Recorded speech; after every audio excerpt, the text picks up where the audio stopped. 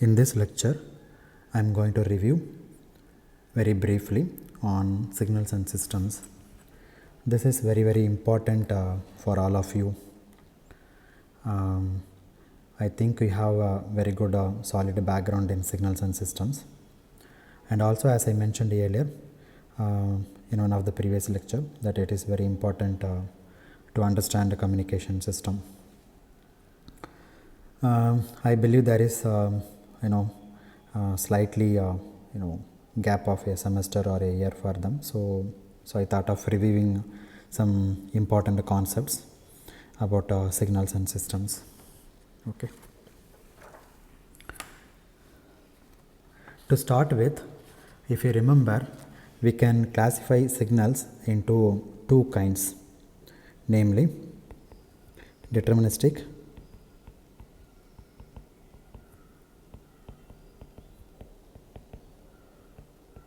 signals and the second one is random signal.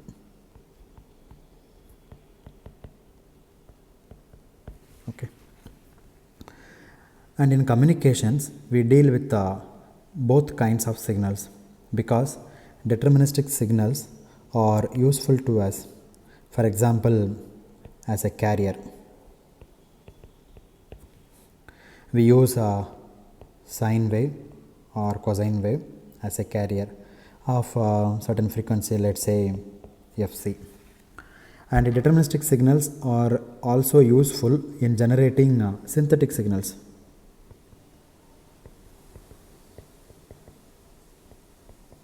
Of various kinds, but random signals are absolutely characteristics of communications. This one.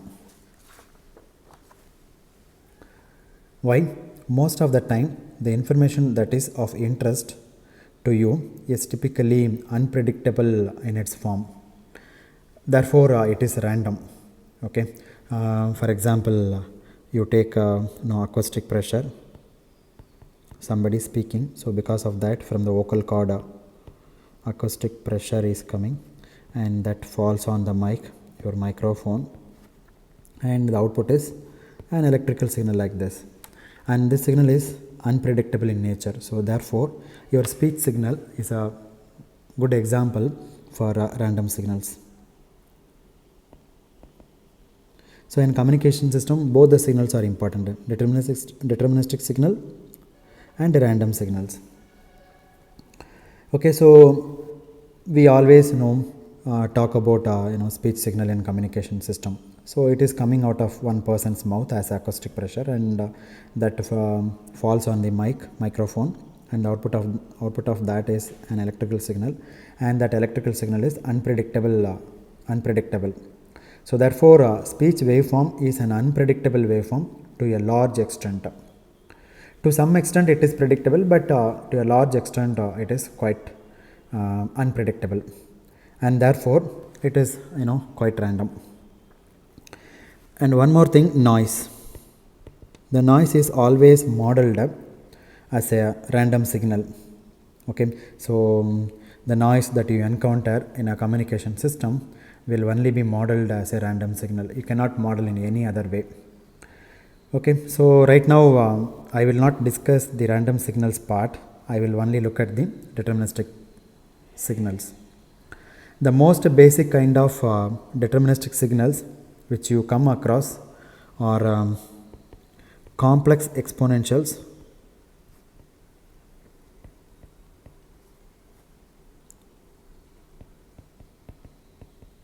and the second one is sinusoidal signals.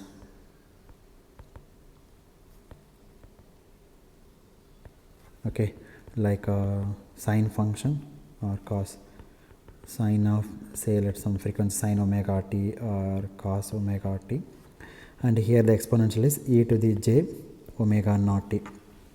Of course, if you want to include some initial phase, then sine omega naught t plus some initial phase theta, and here also, or you can use some other symbol also, phi.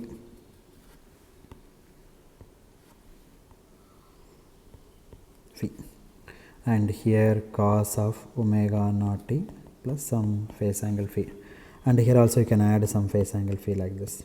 okay, j times omega naught t plus some phi. So take a real sinusoid, okay, so with some amplitude a times cos of omega naught t plus some initial phase phi. Okay, it is a very simple signal. You must have already learnt that you can express a real sinusoid in terms of complex exponentials. Okay, like cos theta is equal to e to the j theta plus e to the minus j theta over 2, right? Similarly, this can be written as a times e to the j times omega naught t plus phi plus e to the minus j omega naught t plus phi whole divided by 2. Okay, so it is much easier to work with the complex exponentials in many instances than in the corresponding trigonometric function. Say this is a trigonometric function.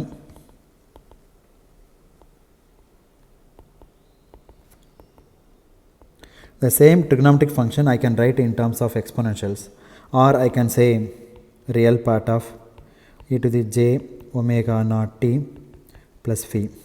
So what you do is you replace cos omega naught t plus phi by this guy and do the manipulations, and finally take the real part of the solution.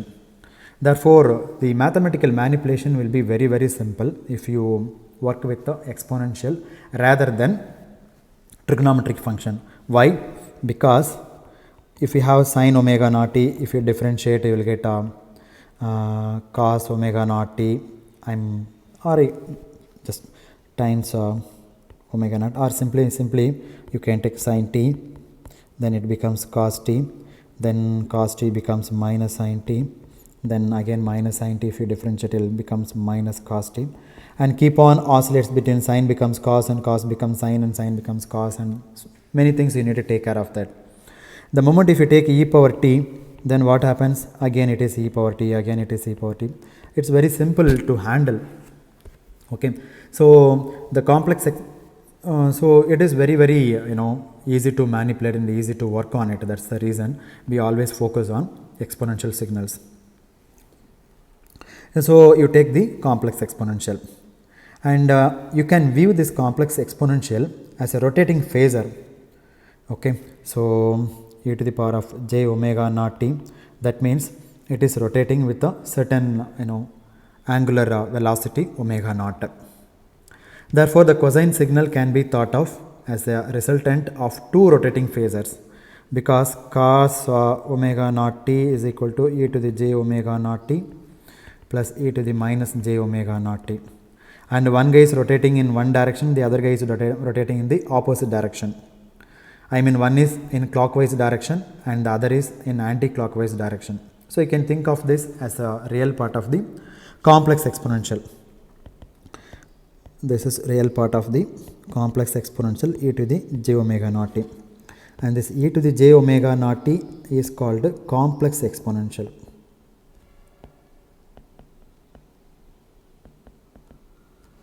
E to the omega naught t, if I write like this is exponential.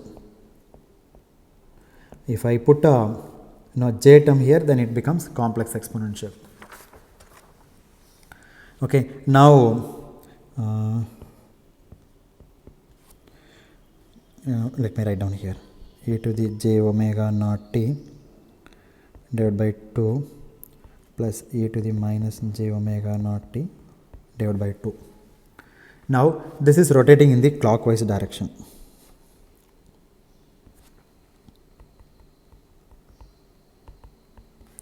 And this one is rotating in the anti-clockwise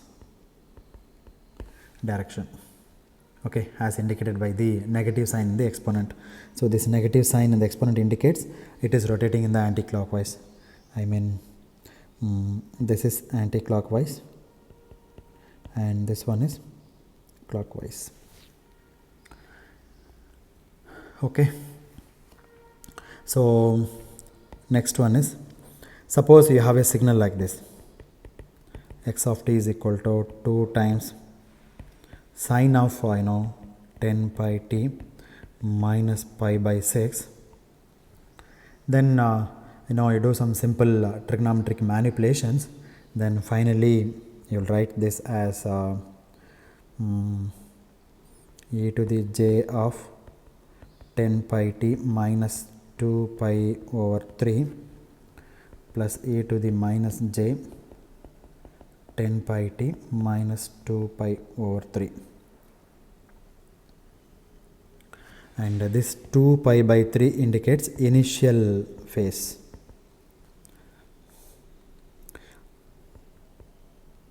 Initial phase of the phasor.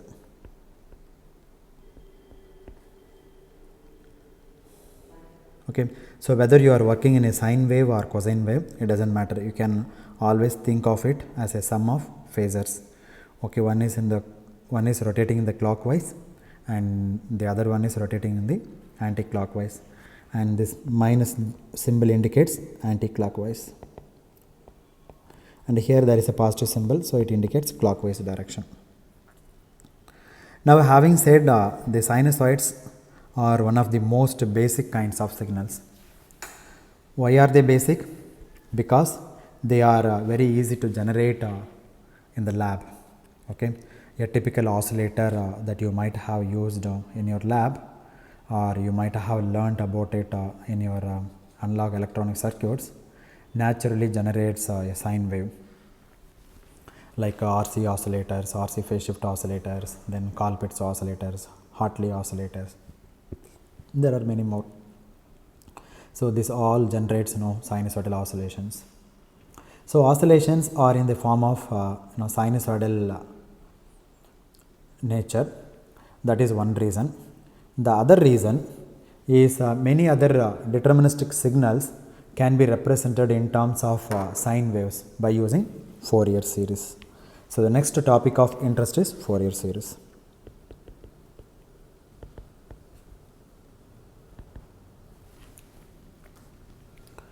Okay, so like before that, the Fourier series is applicable, or Fourier series is applied only when the signal is periodic signals.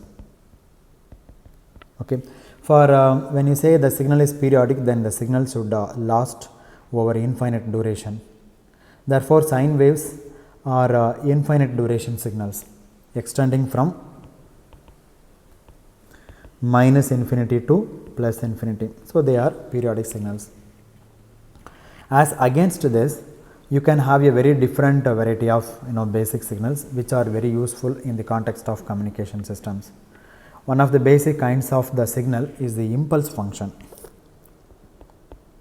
So before I discuss Fourier series, let me complete this. Okay, impulse function, and one more function is there, that is unit step function. Okay, I am sure all of you know very well about it. Let us quickly read what the definition is. There are many ways to define the impulse function, but I am going to give you only one method. The impulse function is defined as del of t integrate, let us say, from minus infinity to plus infinity is equal to 1. What is this? The area under the impulse function is unity.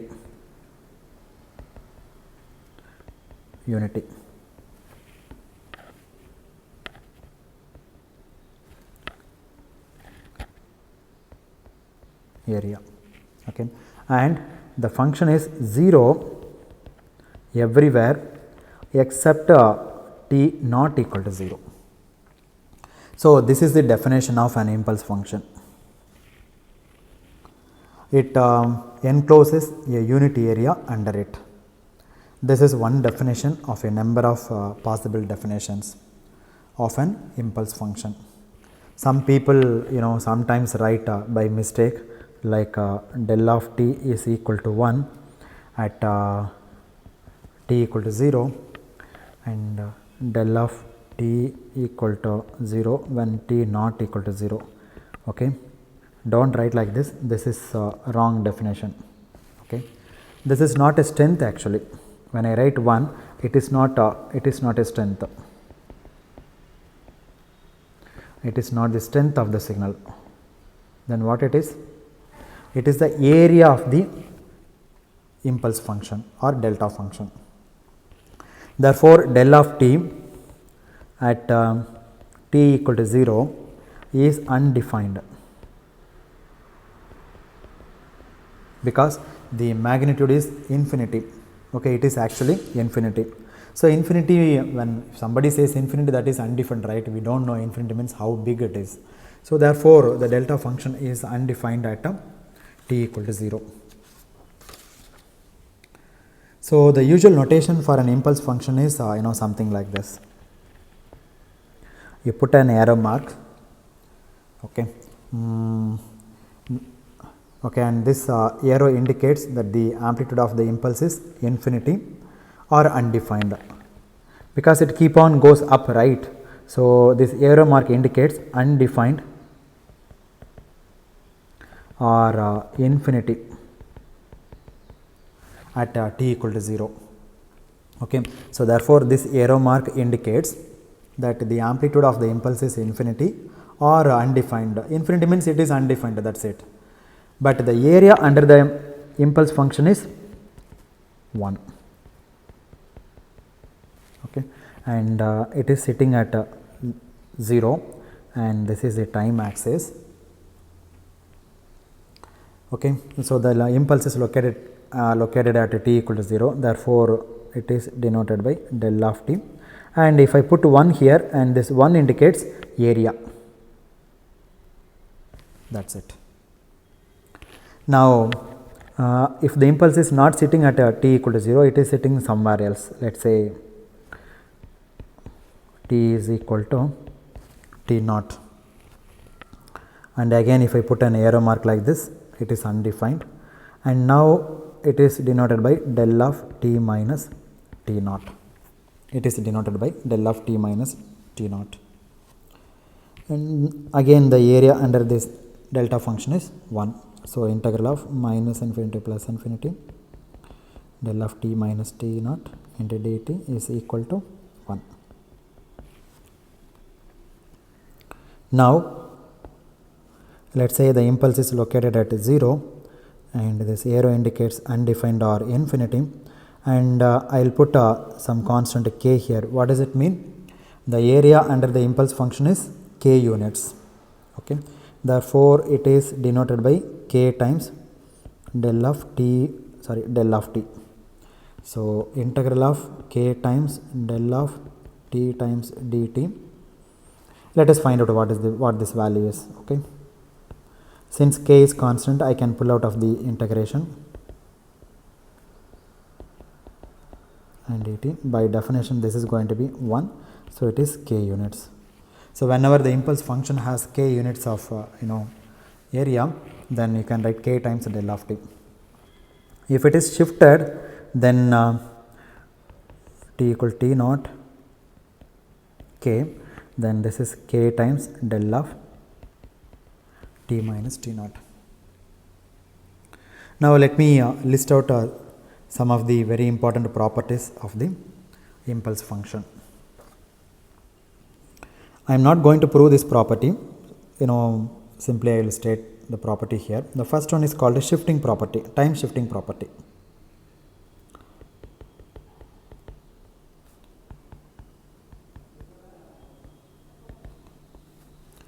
This property indicates x of t times del of t minus t naught and dt is equal to x of t naught. Okay. And okay, this is a very important property that you should remember.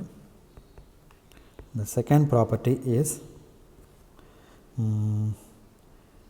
it is del of at is equal to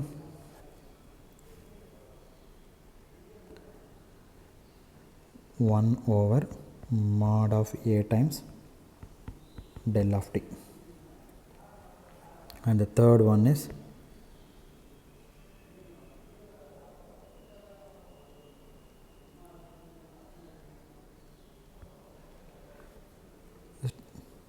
x of t times del of t minus t naught is equal to x of t naught times del of t minus t naught.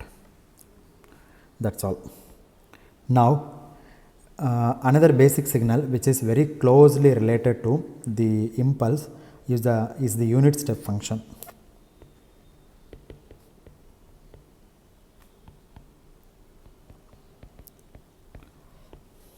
It is denoted by u of t. Okay, so pictorially the unit step function is a function like this. It has value 1 when t is greater than 0, and it has a value of 0 when t is less than 0. Its value is 0, and here its value is 1 when t is greater than 0. Therefore,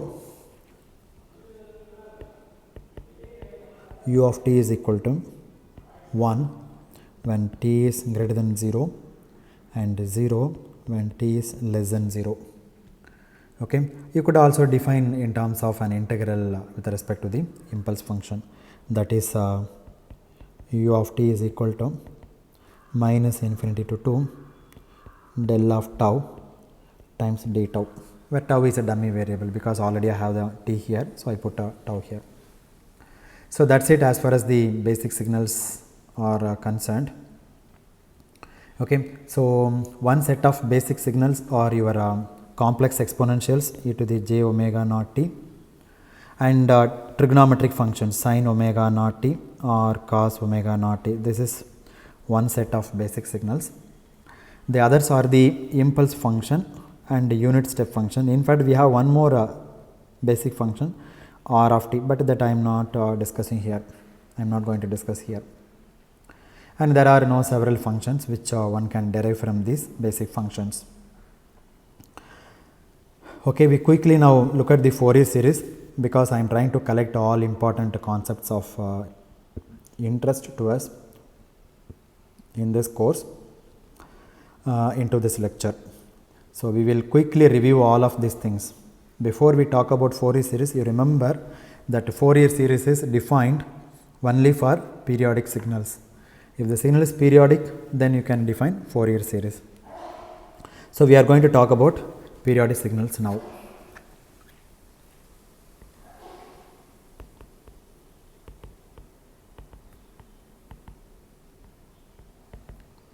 The definition says, we say that the signal is periodic with a period let us say t suffix 0 if x of t plus some period t naught is equal to x of t for all t. In short form, we will write like this. Now, if it is periodic, then we can represent the signal x of t in terms of exponentials of period 2 pi by omega naught and some coefficients. Okay, and that coefficients are called Fourier series coefficients. Okay, therefore, a periodic signal x of t is represented in terms of complex exponentials e to the j times 2 pi f naught times n t. Okay, and this complex exponential is multiplied by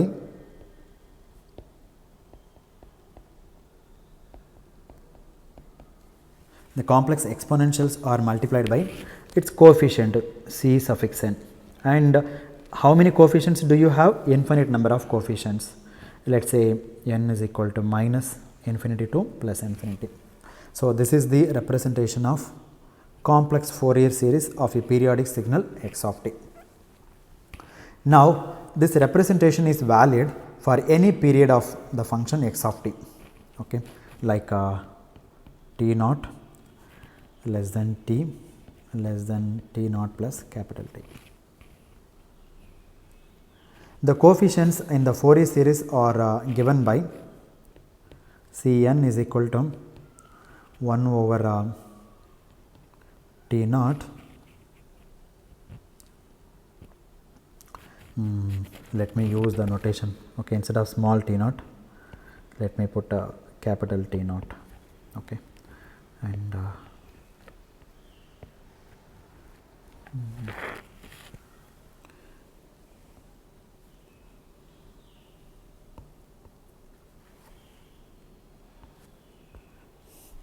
1 over T naught integral of T to T plus T naught, or you can put a 0 to T naught, it's not a problem. X of t e to the minus j n omega naught t and dt, or you can write 2 pi f naught t into dt, not an issue. And the Cn is called Fourier coefficients,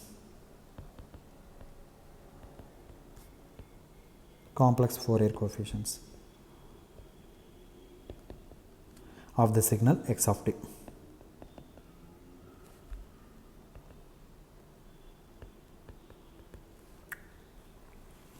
So here we have a representation of a periodic signal x of t in terms of infinite set of coefficients. See, the running variable n here, small n, goes from minus infinity to plus infinity. That means you have c suffix minus infinity dot dot dot, c suffix minus 2, c suffix minus 1, c suffix 0, c1 up to c2 up to c infinity. I have infinite set of coefficients which are going from minus infinity to plus infinity. Okay, and this is what we call complex form of the Fourier series, this one. We also have the real forms which use trigonometric functions like cos n omega naught t and sin n omega naught t, like x of t can be written as like a naught plus sigma n is equal to 1 to infinity a n cos n omega naught t plus sigma n is equal to 1 to infinity b n sin n omega naught t. So this is a real form of complex Fourier series which uses trigonometric functions, but we are not present going to concentrate on exponential form of Fourier series because it is very easy to manipulate and very easy to handle than trigonometric functions. That's the reason. So these Fourier coefficients represent the signal in what you call frequency domain. Okay, so you can say c suffix n is a coefficient. Okay, and generally this is complex, right? This is complex in nature. Therefore, whenever I say complex, it has magnitude and phase, and the magnitude is denoted by like this and the phase is denoted by like this. So these amplitudes and this phase information represent the amplitude and phase of the nth component in the Fourier series. Okay, therefore what is the nth component in the the nth component is e to the j n omega naught t and its coefficient. Okay, its coefficient is Cn and its magnitude is this one and its phase is this one. And if you take magnitude, and this is called amplitude spectrum because we are talking in the frequency domain. So it is amplitude spectrum, and angle of Cn is called, let us denote it by theta n, it is called phase spectrum. So you call this as amplitude spectrum of the signal, this one, where this n is an integer. It is going from minus infinity to plus infinity. Okay, so the plot of xn against n, it will be a discrete plot. Why? Because the n takes only integer values 0, 1, 2, 3, minus 1, minus 2, minus 3 and so on. When n equal to 0, let us say you have this value, when n equal to 1 you have this value, when n equal to have like this. See, now the values are like discrete. I mean, it's a discrete plot and it's a line spectrum because it looks like a line, right? So it is a line spectrum. Okay, so the plot of let's say this is C naught modulus, C1 modulus, C2 modulus, C3 modulus. Okay, so therefore the plot of magnitude of Cn against n gives me the amplitude spectrum of the signal, and that amplitude spectrum is discrete in nature, it is not continuous. Similarly, you can plot theta. Okay, so this is n, and here you can put Cn, and that gives the phase spectrum of the signal. Okay, now let us look at some properties of the Fourier series. I am not going to discuss all the properties here because many of the properties are in parallel with the properties of the Fourier transform. So some important properties I will discuss here, and remaining all the properties I will discuss with the Fourier transform. So you take a signal which is real. Okay, now what can you say about the Cn? In particular, the relation between Cn and magnitude of Cn and magnitude of C minus n, okay, they are equal. Therefore C suffix n is equal to C suffix minus n for a real signal. Real signal x of t. Therefore the amplitude spectrum is an even symmetric. This is amplitude spectrum, right?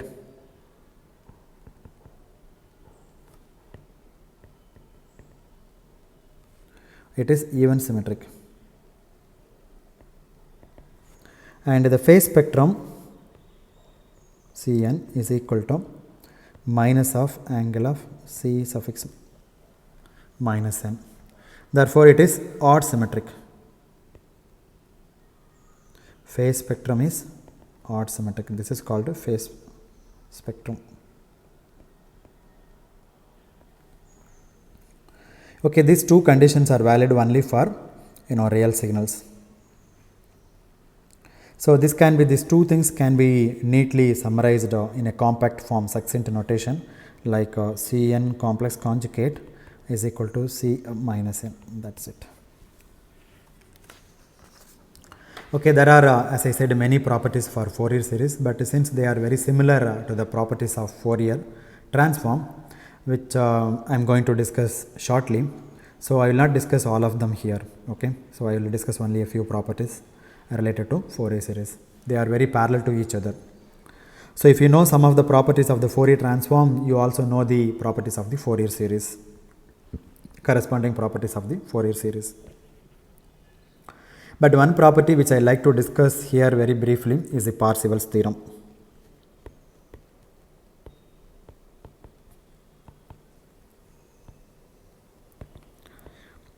This is a very, very important result because it relates energy in the time domain and energy in the frequency domain.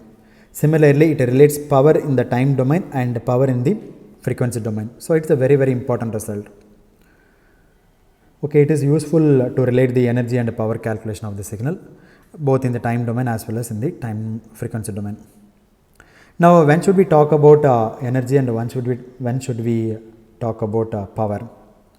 Okay, so it will depend on what kind of signals that we are dealing with. Okay, now a power signal is one in which it makes sense to calculate power, where power is finite. Okay, it has a finite power. If I write like this, that indicates finite power. Okay, power less than infinity means what? Power is finite. Instead of writing power is finite, I am writing power less than infinity. For example, a sinusoid has infinite duration. What is its energy? Infinity. Okay, the signal exists indefinite, from minus infinity to plus infinity. So therefore, it is a power signal. It is a power signal and energy is infinity. So it does not have a finite energy. It does not make sense to calculate energy. Okay, so we do not call it an energy signal because it has infinite energy. We call it a power signal. Therefore, power is calculated for periodic signals. On the other hand, a signal which has a finite energy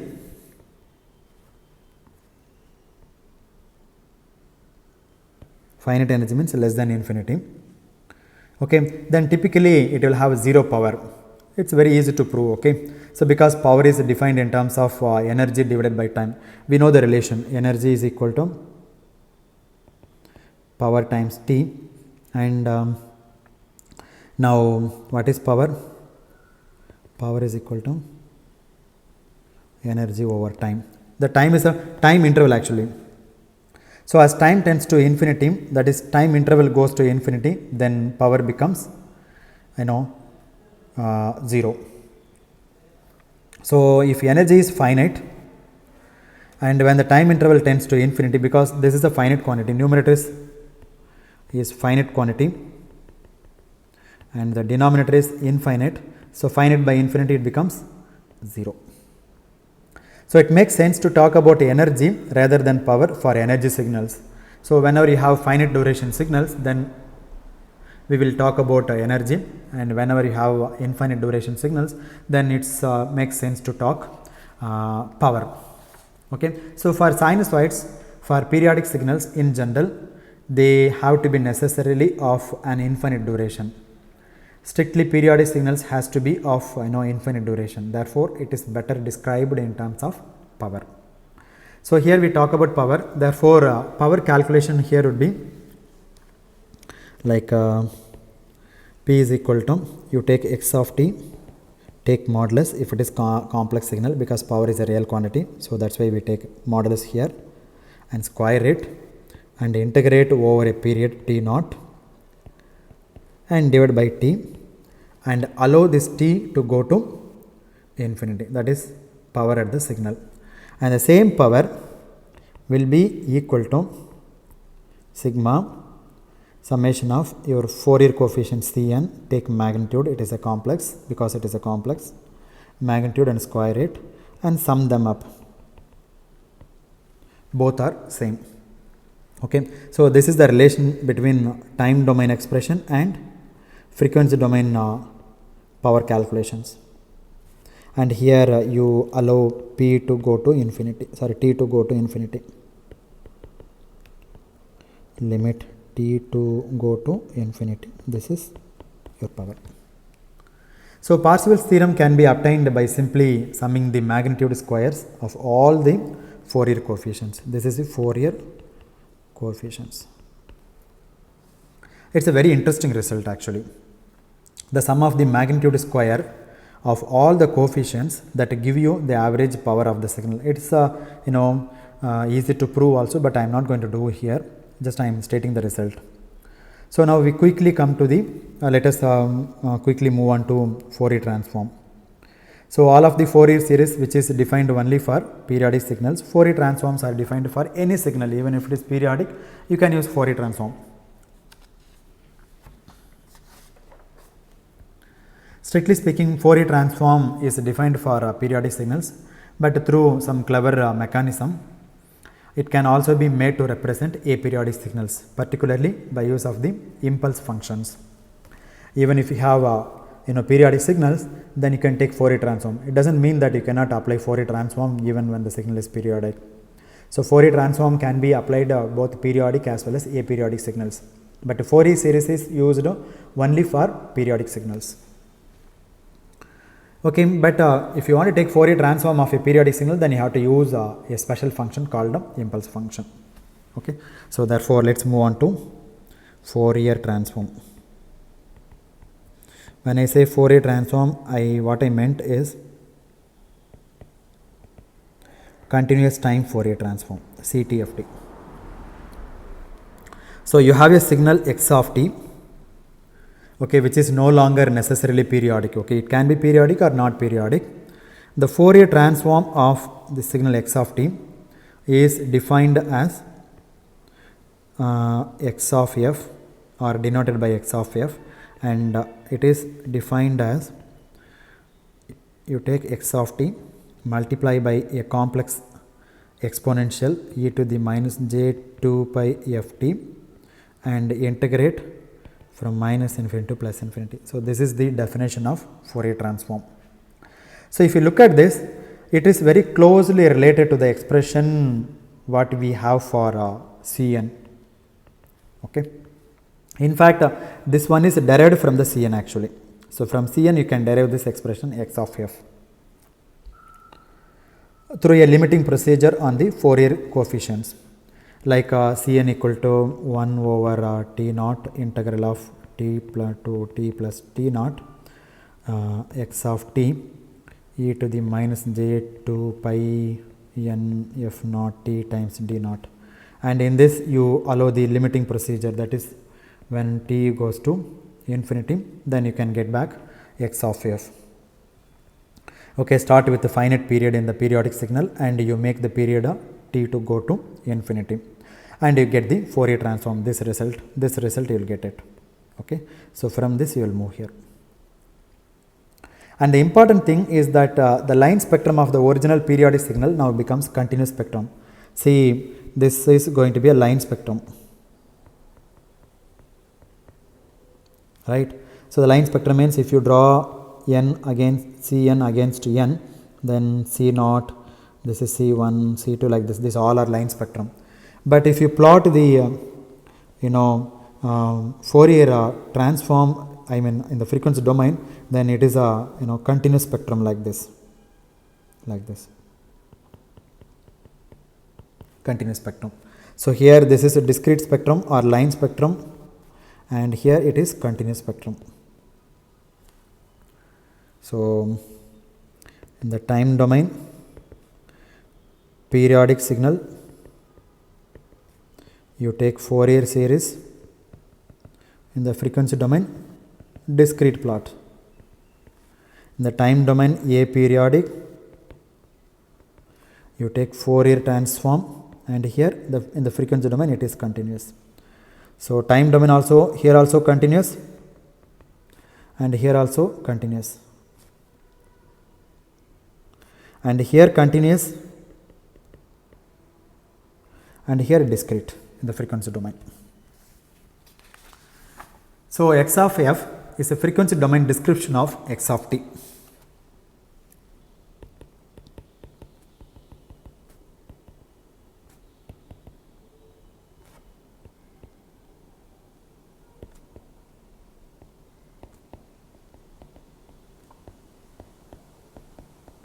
Time domain signal x of t, and one can reconstruct x of t from x of f. Okay, that is why it is called a pair, x of t double headed arrow like this.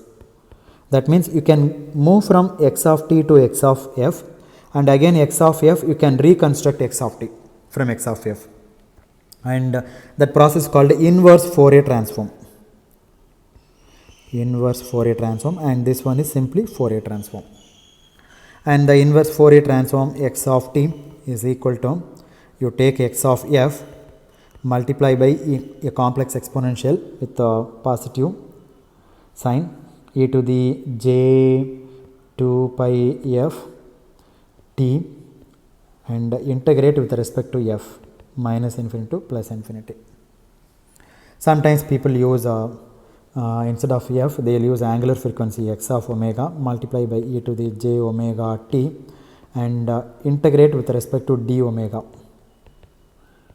So in this case you have to put 1 over 2 pi in front of the integration. So this is your x of t. You can use this definition or that definition. So once again this x of f magnitude is called amplitude spectrum.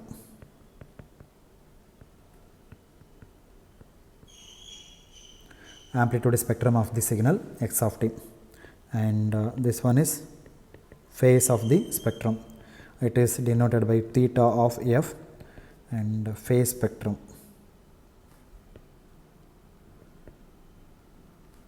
Both are function of frequency. Now when you have a complex number, then let us say z equal to a plus ib, then you can write a mod of z times e to the power of say some j theta, okay, where mod of z equal to square root of a square plus b square and theta equal to tan inverse of b by a. This all we know. So therefore whenever you have a complex number, that complex number can be represented in this form. Similarly, this x of f is a complex quantity. Therefore the x of f can be represented in terms of its magnitude and its phase e to the j times theta of f, where theta of f is given, already defined. Now there are certain conditions which the signal x of t must satisfy in order to take the Fourier transform, or in order that Fourier transform exists. Otherwise the Fourier transform cannot exist. It doesn't mean that for all signals you can take Fourier transform. There are certain conditions that the signal should meet, otherwise you cannot take. So these conditions are collectively called Dirichlet conditions.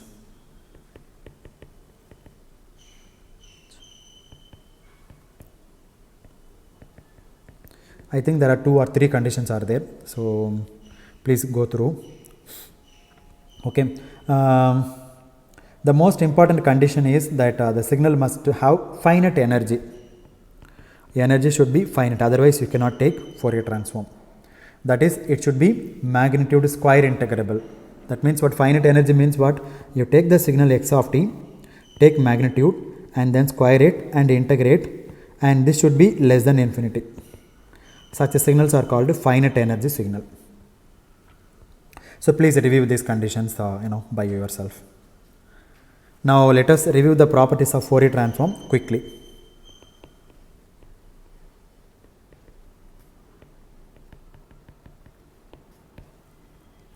So some of the properties are the same that we already discussed in the context of Fourier series.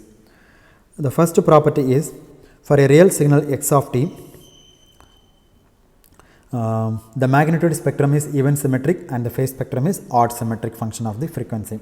Okay, so x of t is real, then magnitude is the same as x of minus f, then angle of x of f is equal to minus angle of x of minus f. To put in succinct form notation,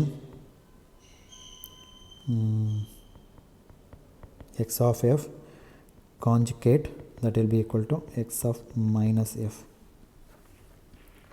Similarly, there is so-called Parseval's theorem, but in here Parseval's theorem relates energy in the time domain and energy in the frequency domain. So it is sometimes called Raleigh's energy theorem. It makes more sense to talk about energy here, because in fact the Fourier transform exists only for the finite energy signal. So in Fourier series we talked about power in the time domain and power in the frequency domain, and here we will talk about energy in the time domain and energy in the power domain. Okay, this is simply an extension of the definition to periodic signals, okay, from the periodic signals as a special case. But generally Fourier transform is defined only for energy signal. So that's the condition we discussed. So it should be square integrable. So x of t, if it is a complex, then take modulus and square it and then integrate from minus infinity to plus infinity. So this is the energy in the time domain.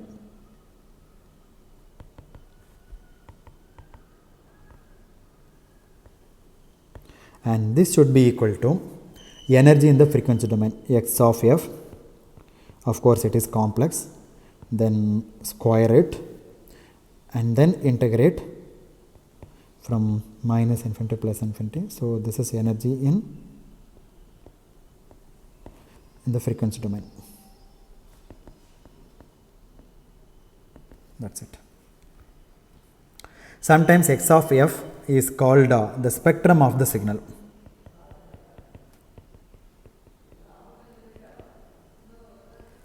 Okay, so the spectrum has an amplitude part as well as phase part. So take the amplitude part of x of f and square that, this one. If you take modulus, then that means you are taking the amplitude part, square that and integrate over the entire frequency range, meaning minus infinity to plus infinity. Okay, these two appear the same, that is energy in the time domain is equal to energy in the frequency domain. That is, you can calculate the energy either by the time domain operation using this formula or the frequency domain operation like this. Okay, whichever is convenient. Sometimes calculating energy in the time domain is very convenient than in the frequency domain, and sometimes calculating energy in the frequency domain is much more convenient than in the time domain. So depends on the situation, you can choose any one method, but ultimately both should be equal. Now let us look at a few other important results. The next one is convolution theorem.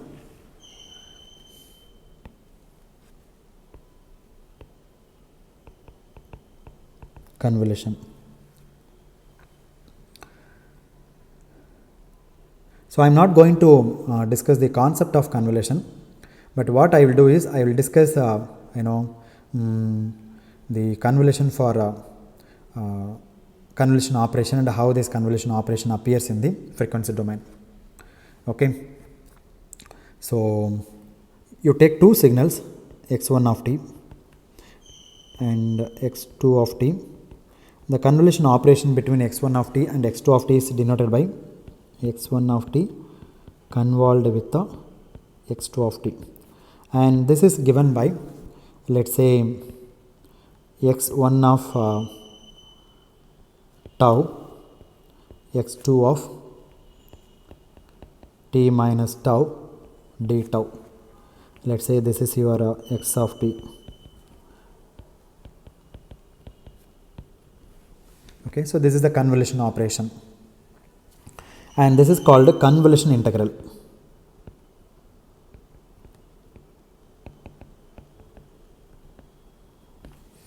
Okay, now this convolution property states that, or convolution theorem says that, the convolution of x1 of t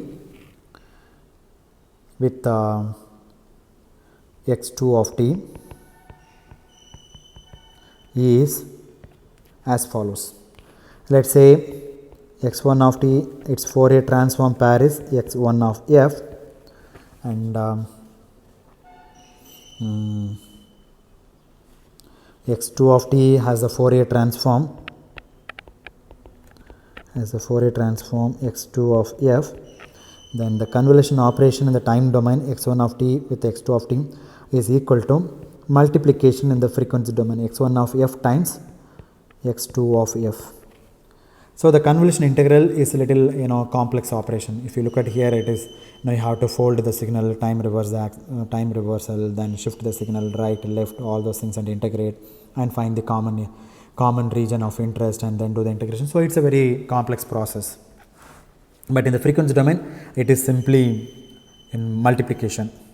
Okay, and this is a notation that we use to indicate these quantities on the left hand side and the right hand side are Fourier transform pairs.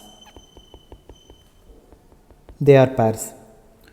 That means what? You can move from left to right or right to left. Left to right through Fourier transform and right to left through inverse Fourier transform. That's it. So this is a very important result, as we will discuss shortly in the context of linear time invariant systems. Because in linear time invariant system, this convolution property is a boon for us. So without this, our life will be very difficult and miserable.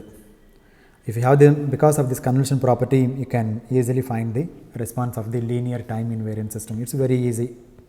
Otherwise, you need to struggle a lot.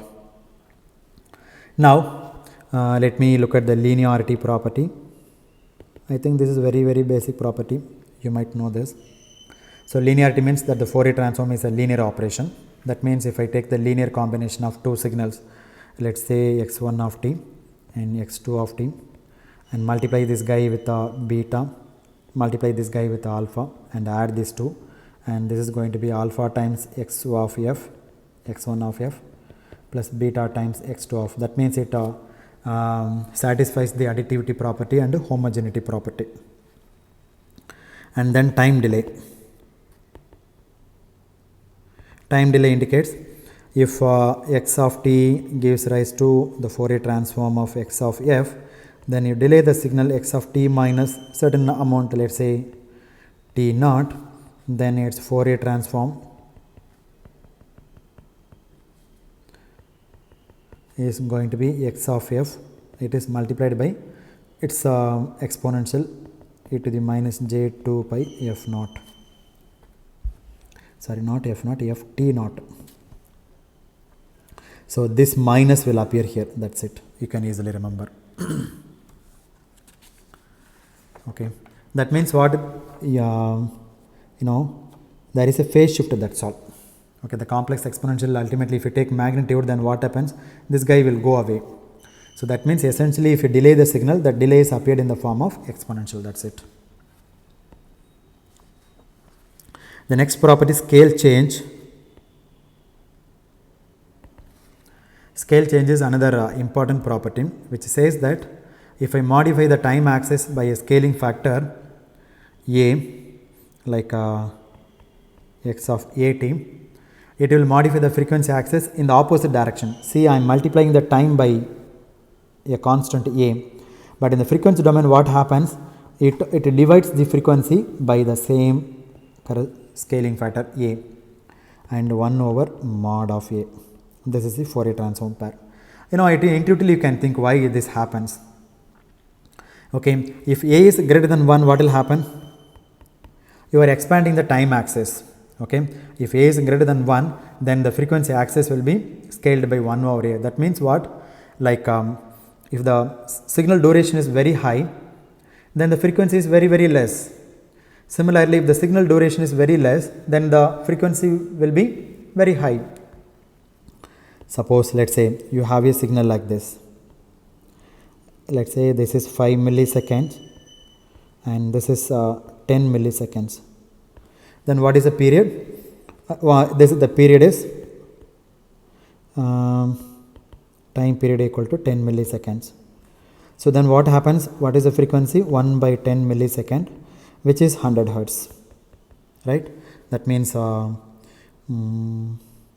times 10 to the power of minus 3, sorry, it's messed up.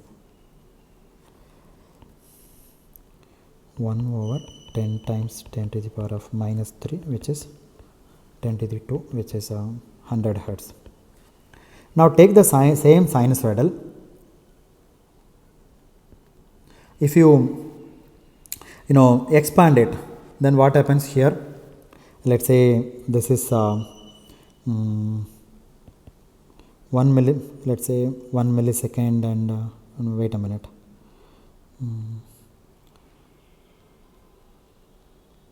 Let's say 0.5 seconds and this is 1 second. Okay, so you are multiplying by 10 now. Okay, so this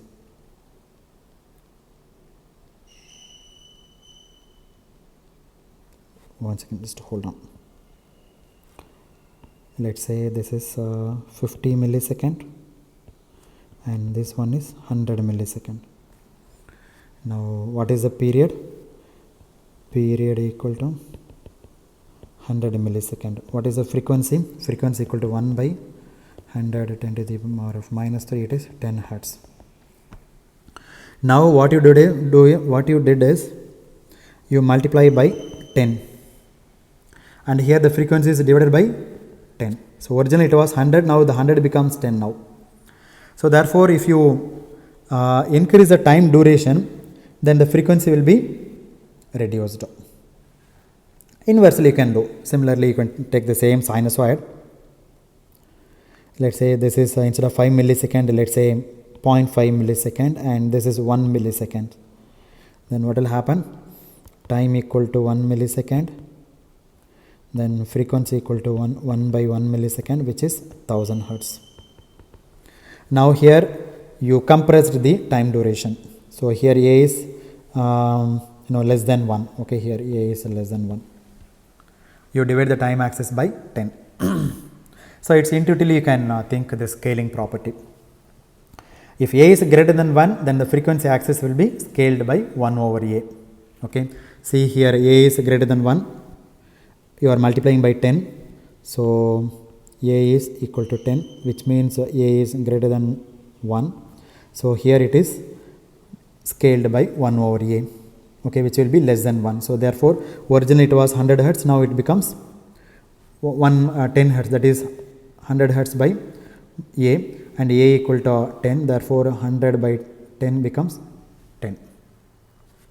If A is less than 1, but here what I did, I multiply by 0.1, okay, and originally it was 10 millisecond, and this 10 millisecond I am multiplying by 0.1, where 0.1 is less than 1, right?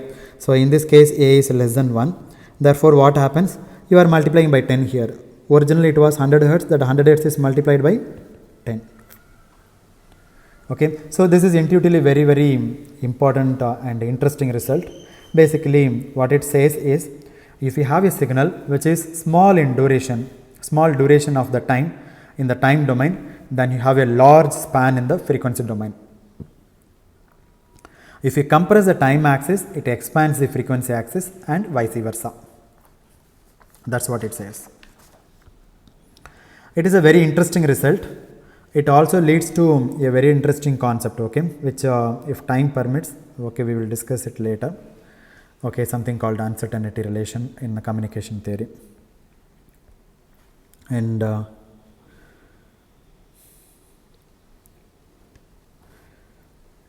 duality property, the next one is. This is also an interesting property. If you construct a signal, time domain signal, which has a shape of the Fourier transform of the signal small x of t. Okay, so x of t, if you construct in the time domain with the shape of your Fourier transform of the small x of t signal, then corresponding Fourier transform will be the shape of the time domain signal originally with the minus f. Okay, so therefore then the Fourier transform of x of t, capital X of t, will be small x here, x of minus f. So this is a duality result, and this one is the original time domain signal.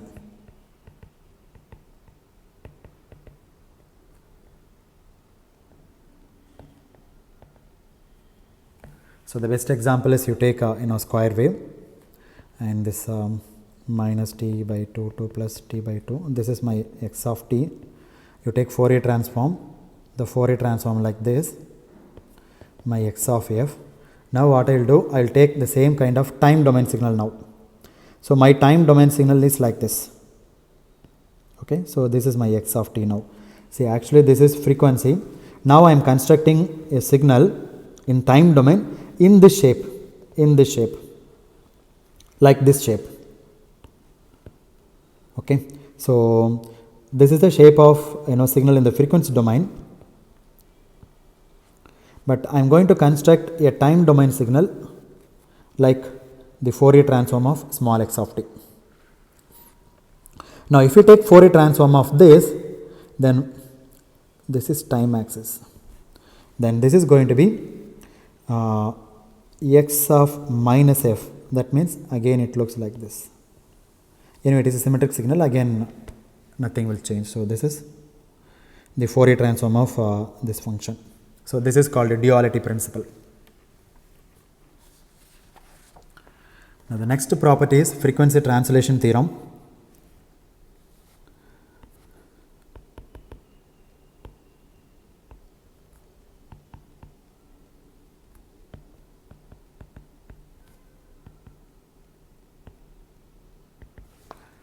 This is a very, very important theorem. This theorem is particularly useful in our communication system course, particularly when we discuss the modulation techniques. So without this property, we cannot study communication system. So this theorem states that if I multiply a signal x of t with e to the j omega naught t or e to the j 2 pi f naught t, where this is the complex exponential, then its Fourier transform gets translated to the frequency f naught. Okay, so that means multiplication of x of t with a complex exponential of frequency f naught shifts the spectrum of x of t, or transform of x, translates the x of t to f naught as the center frequency. Okay, suppose I have a original signal x of t whose spectrum is like this, x of f. Let us say this is 0 and this is w and this is minus w. Why minus w is coming? Because for real signal, if you take Fourier transform, then it has a negative part as well as positive part, positive frequency and negative frequency. Now when you multiply the signal by Fourier, this complex exponential, then it becomes, maybe I will put a small arrow mark.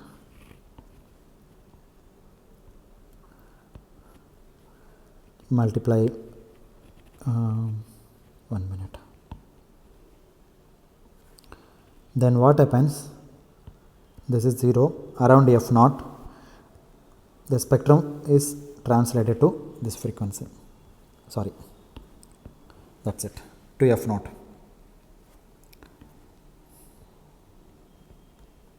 This is f naught plus w, and this is f naught minus w, this point. So originally the spectrum was centered around 0 hertz. Now it is translated to the frequency with the f naught. Let's say f naught equal to some 550 kilohertz in the case of AM system. Therefore, you are translating the spectrum from one location to another location in the frequency axis. And the next one is called modulation theorem. Now, one more point I would like to say here. Suppose you take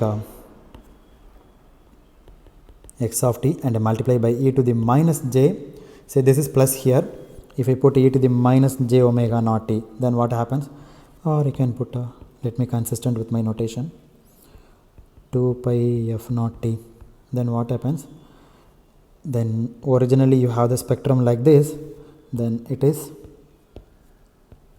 shifted to minus f naught. Sorry. Like this.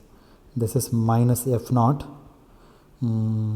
plus w, and this point is minus f naught minus w. So therefore the spectrum is shifted to the negative frequency axis. Practically speaking, we don't have negative frequency, only it's a mathematical concept in the negative side. Therefore now you can ask a question, that is modulation theorem. Modulation theorem is all about for real signals. Okay, so in this theorem we multiply x of t with a real cosine signal. See, in this frequency translation theorem we multiplied by complex exponential, but here what we do is you take x of t and multiply by a real signal, and that real signal is cos omega naught t. Now again you can split this cos omega naught t in terms of exponentials, complex exponentials. So this is going to be x of t equal, I don't know, is equal to x of t times e to the j2 pi f naught t. Here also let me consistent, because every time I am using different notations. Nothing is wrong if I write omega naught, but still let me consistent. j2 pi f naught t plus e to the minus j2 pi f naught t whole divided by 2. Maybe for the time moment we can forget about this scaling factor 1 over 2. It's not that much important for us now. Okay, x of t times e to the j2 pi f naught t plus 1 by 2 x of t times e to the minus j 2 pi f naught t. Now as I said originally, x of t has a Fourier transform x of f. Let's say its spectrum is like this. Now what happens? Because of this guy, my spectrum is located here. F naught, this is f naught plus w, and this is f naught minus w, this point and this point. Okay, and the center point is f naught. This is 0 hertz, and this is w, and this is minus w. This is x of f, and this one is modulated signal. That means x of t is multiplied by cos omega naught t, and because of this guy I am getting the spectrum like this. This is minus f naught plus w, and this is minus f naught minus w. That's it. Therefore the spectrum gets shifted to both f naught as well as to the frequency minus f naught. Therefore multiplication of x of t with a sine or cosine wave leads to a spectrum of like this. Whereas the multiplication of x of t with e to the j 2 pi f naught t leads to the spectrum like this. Suppose you have the spectrum like this, you multiply x of t with only one complex exponential, then it shift the spectrum like this. This is f naught, and this one is f naught plus w, and this is f naught minus w. Therefore, these theorems play a very crucial role in modulation techniques, especially amplitude modulation and frequency modulation, that we need to discuss in this course. In fact, it forms a basis for modulation. The most important functions of the transmitter is namely to modify the center frequency of the signal. This is also very useful in receivers when we want to bring down the RF frequency to a baseband frequency. Okay. So, one more property, the last property I would like to discuss in Fourier transform: differentiation and integration. Okay, so you take a signal. I will just state the result without proof. Okay, if you take the nth derivative of x of t,